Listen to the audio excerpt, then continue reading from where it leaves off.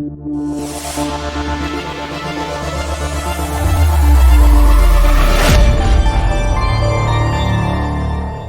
am Esteban Martinez. I am sort of the owner and creator of a YouTube channel called Hold Back to Block, which does a bunch of documentaries on fighting games and the people that play them and the people that make them. And you've been doing that for a little while now, right? Yeah, I think we've hit the decade mark, which is like wild to say, but who's counting? Hey. Right. Yeah, you know, it is what it is. So tell me a little bit about your history in the FGC, the fighting game community. So my history is weird because I'm relatively, I guess, new to it. I always played fighting games as a kid. I grew up in Brooklyn, so like arcades were everywhere at the time. Like if you went to like a video store or a bodega or like a pizzeria, there was usually a couple of machines in there, and usually they were Street Fighter 2 or going on like things like Marvel vs. Capcom 1 or stuff like that. So I always got really fascinated by the fact that there were games that you would play against other people, as opposed to other games in the arcades that were like co-op games or like single player experiences or whatnot. So I just got really into fighting games and like the console ports were cool and all that kind of stuff. So I got really fascinated by fighting games, and I used to play them a lot. I used to play a bunch of them, like some really bad ones in the Super Nintendo, like Rise of the Robots, which is an awful fighting game. But so bad. So bad. So I get into that, and then like kind of that fascination would continue on and stuff like that. But I never really engaged with the fighting game community, so to say. Like I didn't really like pay attention to tournaments and stuff like that. I got really hooked on Guilty Gear Accent Core. Like that was a game that like a lot of my friends really got into, and then I got super into. Like I would play at like my local community college a lot with and run like 5-hour sessions in the game room, and it was tight. It was awesome. And that was like the first time I went to a tournament for that game. I went to like 2 tournaments for that game. And I kind of got a glimpse of what fighting game tournaments look like and stuff like that. But I was really focused on finishing college at the time. Mm-hmm. So like I did my high school, went to college, ran a couple tournaments in college, stuff like that, just kind of exposed, because like a lot of colleges are like Smash kind of venues, stuff like that. So like I would bring like this other side of fighting games to it and kind of expose people to that. And then through that, I got like familiar with things like Evo and more historical events. Okay, very cool. And very cool. Yeah, and then from there, I think it was East Coast Championships 3. I think not East Coast Championships. I'm sorry, East Coast Throwdown 3. East Coast Championships, something completely different.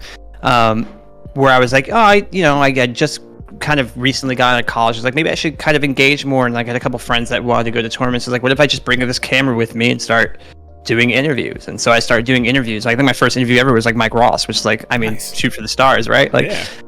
So from there, it just kind of got into like, well, I'm just going to go to tournaments and start talking to people that don't, not just players, but people behind the scenes that don't usually get talked to, and start to get the stories that people don't kind of hear all the time or don't focus on all the time. And that's kind of what Hold Back to Block became. It used to be like a gaming website that me and my friends just used to do like really bad video game reviews on in college. And then they kind of went off and did their own thing. And I was like, I'm going to take this name and do something fun with it. Yeah. And now in its current iteration, it's less interviews or less like one-off interviews and more documentaries on like past events or game development and like other nifty features that come up, being in my 1-bedroom apartment, hopefully I don't get evicted, on fighting games and also other communities like adjacent to it, like speedrunning. Nice. Very cool. So how do you find your particular topics that you want to cover? Like what draws you to them? I'm usually in the shower and I go, oh, this will be interesting, and then I go write it down and I come back to it 3 months later. That's kind of the process, honestly. Is like I have an idea. Like even before this call, I just wrote down a bunch of notes. I have like this. I have a Google Keep screen where I just kind of, if I have an idea, I write it down, flesh out a little bit, and then I'll come back to it if I think it's a good idea or whatnot. But like my brain just kind of moves at like. It feels like because I'm so like immersed in this stuff, so like I'm constantly thinking about this stuff. So I'm like, oh, that's a cool idea. That's a cool idea. That's a cool idea. Or it'll be like just things I catch, like the Killer Instinct documentary I did. I was never a Killer Instinct fan, but the event of like them losing their developer and like that whole kind of limbo stuck with me for a very long time. It's like I should do something on this, and then I thought other people were gonna do things on it, and then we were like 10 years later, nobody had done it. So I was like, all right, I'm just gonna go do it. And so it's a combination of like ideas that pop into my head and I kind of flesh out, and also just like getting inspired by certain events, and I'm just like, okay, I personally want to know more about what happened here, and I think I want to share that. What is it about the FGC that you love the most? It's weird, especially now because of the fact that like we haven't had an offline fighting game community in like 2 years. So I've kind of like sort of lapsed out of following a lot of it deeply, but it's the people, like it's the actual community aspect of it. Like I ignore a lot, like I don't even have like Twitter on my phone and stuff like that. Like a lot of that, like kind of like Twitter nonsense of like people think of FGC and stuff like that, I don't think of as FGC. When I think of FGC, I think of like the friends I've made in the community, or like the moments that everyone has shared in the collective like space or stuff like that. So like, I've met some of my best friends because of these fighting games. I've seen some of like the best competitive moments in any kind of esport or sport because of these games. Yeah. So I think of those moments where we're all together and having a good time, and the people I've met, and like I've traveled to different countries because of fighting games and meeting people. I can't even speak their language, but we all share this love for this genre of games, and that's what I think of like FGC, and that's what I love about it, and that's what I try to get across in a lot of my videos, and just that shared interest in this thing and how it kind of ties us together. Absolutely. And I think you really hit the nail on the head. Like, it's the people. Like, the negative stuff can be loud sometimes, but it's unless you're actually there. The electricity in an offline event is unreal. And it's indescribable, in my opinion. Yeah, and you got to realize, like, a lot of the negative stuff, like, it's a sad fact, but a lot of the negative stuff is just trying to get attention, right? Like, we live in an age where negativity travels more than positivity, and like, you'll get more clips if you, like, rag on somebody or call somebody out or all kind of stuff. And there's also something I try to keep in mind when I do my content. Like, a lot of my content is mostly positive. Like, I critique some stuff and stuff like that, but I always try to give people, like, the benefit of the doubt, or try to have empathy and stuff like that. Because it's just, we have so much negativity, and it would be so easy if I just focused on the negativity. Like, I'm sure the channel would be much bigger if I did, but too much of that is like a poison, and I don't want that in my life. Absolutely. How do you think the FGC is viewed by other esports communities? It's weird because I think it changed maybe like 6 or 7 years ago, where it was like, I think the fighting community got a much more worse rap than it ever really deserved. Like, a lot of people will kind of highlight our bad parts and like our shady aspects a lot more than not. But I think it's become to a point where people kind of look at us as like, oh, I wish we could do that. Like, obviously they have every esport in the world has more money than the fighting game community. I'm pretty sure. Like, absolutely. So like that aspect, they're like, man, I'm glad we're not them. Yeah. But I think there's a sort of uniqueness, and when it's done right, people are allowed to kind of express themselves in ways that other communities are, or other games are like jealous of, or maybe jealous is too harsh of a word, but like they really wish they could do that too. We rag on everybody in other esports when they do like the arms cross position, and like if you look at some of like the photos that you see in like Capcom Pro Tour or like the Tekken World Tour, like people are just allowed to kind of express themselves and have fun and just be themselves to a point. Like, there definitely some people who are like cross the line a little too much, but I think a lot of other esports are envious of us and what we can do and what we do, and especially how we kind of make things work with such little like developer support and make things, we're very scrappy. And I think a lot of people look at us. That's why I think a lot of our people that come out of the fighting community get like higher positions in other companies. Like we're so used to working with so little that we can make magic happen with scraps. And I think, we're, from a business side and from a community side or enthusiast side, I think people really appreciate that. Yeah. The whole grassroots nature is one of the things I love about the FGC in general. And I think you cover that very well in Rise of the FGC, one of the documentaries you did a while ago. And I think I highly recommend anyone who hasn't seen that, go watch it. But what is your favorite project you've worked on? My favorite project? Jeez, that's hard. Because like, they're all such a blur. I'm like super intense when I work on my stuff, in terms of like, I don't leave this room for months at a time. And so like it's hard. I don't really like appreciate them until many years later, because like for a long time after I do a project, I'm like, man, that was so much of my life, and I can't look at this. But I think one of my favorite things, and it wasn't even technically my project, it was a company's project, but it was the Road to King of Iron Fist, which is what that project eventually became, because that is the project that kind of changed my life. In terms of like, I made an FGC Rise of the Fighting Community, like that was also a very scary thing, because that was like my first time raising money for like a project. Like that was a Kickstarter that, you know, the Kickstarter itself took years off my life. That was so stressful. And then people were putting money to this thing, like, you better go do this, at a time where many people were raising money for fighting game documentaries and just not making them. Yeah. So I made that documentary, and that was awesome. And then like to highlight my friend Steve, Lord Knight, like to highlight them and to see where he's gone from there is like awesome. Like I feel like that project was a big part of helping him do that. But that project led to me meeting Rick Vire and him calling me and was like, hey, you did this thing, can you do it for Bandai? They've got this game called Tekken, like obviously you know what Tekken 7 was, but you know, yeah. They got this Tekken 7 thing coming out, like, and they want to travel across the country and like this wild like traveling tournament experience. Like, would you want to do this? And then between meeting them and meeting the folks at Bandai, like Mark Religioso and everybody over there, like, you know, they were like, hey, we're gonna send you to all these events, and you're gonna tell a story. Like, we're not gonna like get involved. Like, we're gonna leave it to you. That's awesome. And doing that was cool, because that really endeared me to like the Tekken community, and through there I got like, you know, I got to know more people and learn more about this game. And like, I was always a Tekken fan, but I didn't know about like the history of Tekken. And so to be at the ground floor of like this new game and this new way of like promoting this game that people had wanted forever, because it was in arcades for years at the time in Japan. We had never gotten it over here.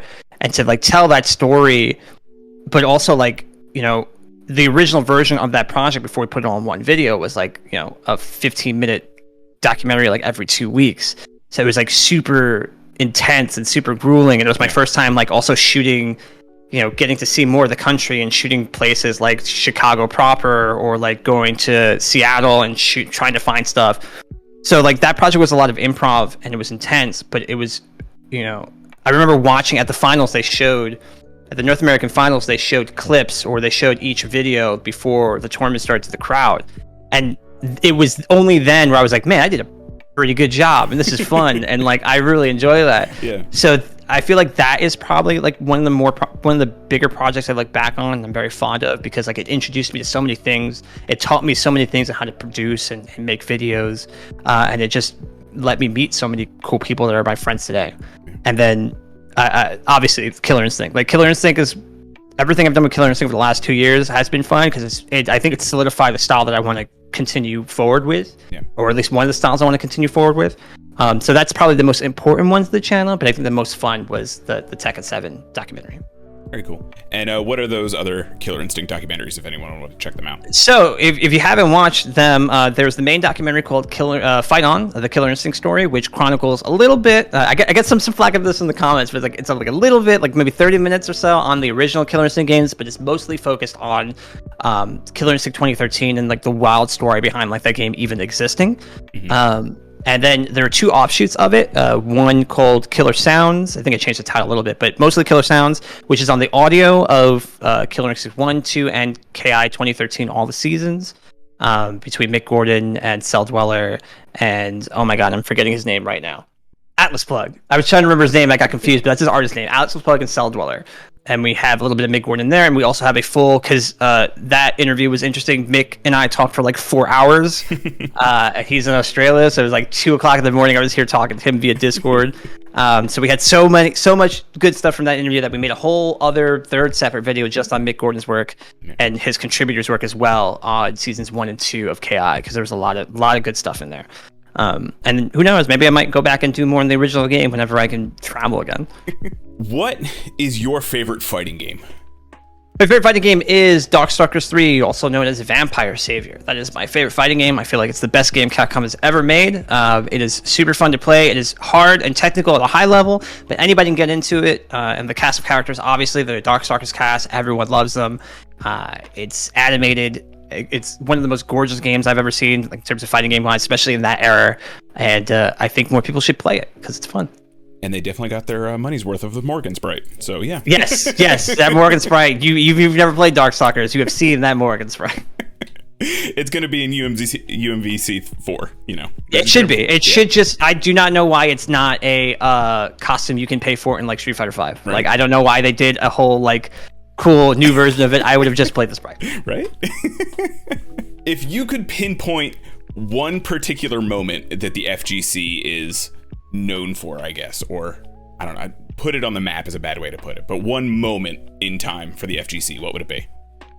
Probably the Daigo parry. I feel like that's the one that everybody goes back to. I think that's kind of like the safe answer. I'm trying to think of another one, but yeah, the Daigo parry is probably the one that everybody knows about and everyone looks back to. Like even you look into like the views and stuff like that, people are like, "Oh my god, you know, it's amazing they did that." I would think another one though. I think it's LA Joe's run at Evo. Is it 2016? I think it was. My god, is it that long ago?